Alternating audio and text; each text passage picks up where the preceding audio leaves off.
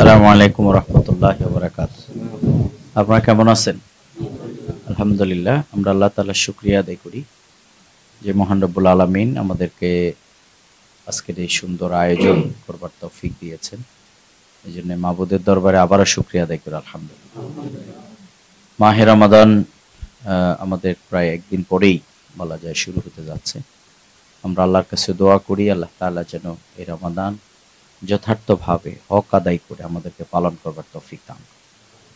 বাংলাদেশ জামাত ইসলামী ঢাকা মহানগরী উত্তরের আমাদের উত্তরা পূর্ব থানার আজকের এই আয়োজন, আমরা মূলত এটা রমাদানের আগেই আমাদের ভাই বোনদের জন্য আমাদের দলের পক্ষ থেকে একটি উপহার স্বরূপ আমরা আপনাদের হাতে তুলে দিচ্ছি।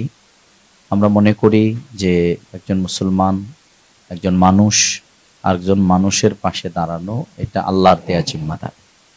সুতরাং এখানে কে বড় কে ছোট এটি নেই, বরং আল্লাহ তাআলা আমাদেরকে জিম্মাদারি পালন করবার জন্যেই সকলকে পাঠিয়েছে যে আমরা এক অন্যের পাশে থাকব, আমরা একটা মানবিক সমাজ গড়ব এবং তাকওয়ার ভিত্তিতে যে সমাজ, সেই সমাজ এটাই দাবি করে যে আল্লাহ রাসূল সাল্লাল্লাহু আলাইহি সাল্লাম যে সমাজ বিনির্মাণ করে আমাদেরকে দেখিয়েছেন, সেখানে তিনি কিন্তু মানুষের অধিকার প্রতিষ্ঠাই ছিল সেই সমাজের অন্যতম লক্ষ্য। এই জন্যেই মানুষ যদি তাকওয়াবান হয় তাহলে সমাজের মানুষ তার যে বৈষম্যহীন ভাবে বাঁচতে পারবে। ইনসাফ ভিত্তিক একটা সমাজ যদি হয় তাহলে সব মানুষ তার অধিকার বুঝে পাবে এবং এই অধিকারটা বুঝে দেওয়ার দায়িত্ব হলো রাষ্ট্রের। আর যতক্ষণ পর্যন্ত আল্লাহর আইন কায়েম না হবে ততক্ষণ পর্যন্ত আমি আপনি কেউ আমাদের অধিকার পাবো না। আল্লাহ তাআলা আমাদেরকে সৃষ্টি করেছেন আর তিনি কেবলমাত্র আইন করে দিয়েছেন সব মানুষ কিভাবে চলবে। চন্দ্র সূর্য আলো বাতাস প্রাকৃতিক নিয়মে সব সুন্দরভাবে চলছে, কোনো গ্যাঞ্জাম আছে? কে বলে? কোনো জায়গায় আল্লাহর সৃষ্টির মধ্যে কোনো কি নাই, কোনো অসুবিধা নাই। কিন্তু মানুষ ওই আল্লাহর আইনের ভিত্তিতে চলছে না বলেই মানুষ এখানে হানাহানি, কাটাকাটি, দুর্নীতি, সন্ত্রাস, একে অন্যের অধিকার হরণ, একের অন্যের অধিকার বক্ষণ, এগুলো আজকে এখানে করছে। ইজ্জত আবরুর উপরে আঘাত হানছে। এই জায়গা থেকে মুক্তির একটাই পথ, সেটি হচ্ছে তাকওয়া ভিত্তিক সমাজ, তাকওয়া ভিত্তিক আমাদের পরিবার এবং রাষ্ট্র আমরা করতে চাই। আপনারা কি চান এটা? তাহলে আমরা আসুন আমরা এই কোরআনকে পড়বো, কোরআনকে বুঝবার চেষ্টা করবো এবং কোরআনের আলোকে একটা সমাজ আমরা গড়ে তুলবো ইনশাআল্লাহ। আমরা আজকেও মিছিল করেছি যে দ্রব্যমূল্যের দাম যেভাবে বাড়তেছে, অথচ সরকার কিন্তু এখানে হাজার হাজার কোটি টাকা দুর্নীতি করে নিয়ে গেছে বিগত দিন। তাহলে আজকে যদি ওই টাকা যদি দুর্নীতি না হতো তাহলে আমার আপনার এই কষ্ট তো হইতো না, হইতো?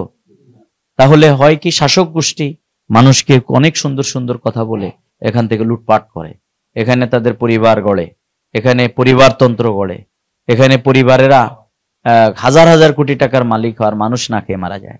এই জায়গা থেকে আমরা মুক্তি চাই। কোনো দল দিয়ে কিন্তু এটা হবে না, এটা লাগবে হলো আল্লাহর আইন, নাকি বলেন?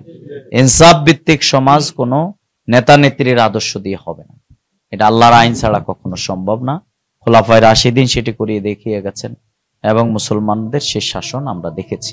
এই জন্যেই আমরা সরকারের কাছে দাবি জানিয়েছি দ্রব্যমূল্য নিয়ন্ত্রণ করতে হবে, আইন শৃঙ্খলা পরিস্থিতির উন্নয়ন ঘটাইতে হবে এবং সমাজের যে অন্যায়, অবিচার, মারামারি, হানাহানি, এই যে বিগত দিনে এত লোককে খুন করা হয়েছে, অবিলম্বে সব খুনিদের বিচার করতে হবে, নাকি বলে? আপনারা চান? কারণ এই অন্যায় অবিচার কারো না কারো মায়ের বুক খালি হয়েছে, কারো পরিবারের একমাত্র উপার্জনক্ষম লোক দুনিয়া থেকে গুলি করে বিদায় করা হয়েছে।